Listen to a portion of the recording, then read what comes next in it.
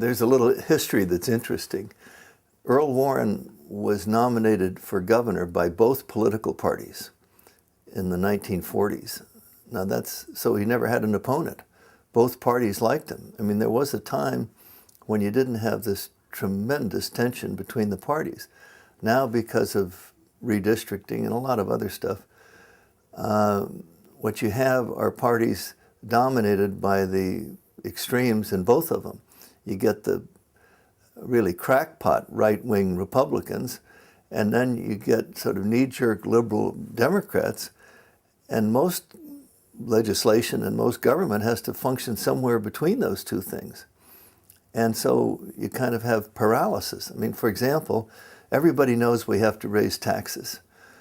We're not paying for anything. We're floating bond issues so that the grandchildren will pay for them.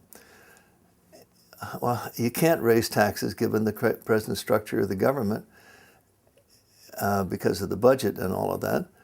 But you also can't raise them because neither party wants to be honest with the voters and say, look, if you want schools, you got to pay for them. If you want highways, you got to pay for them. If you want a university system, and we once had the best, you got to pay for them. I mean, you take education funding, California still ranks something like 49th in the United States in relation to wealth when it used to be third or fourth. So the party structure is really nuts right now.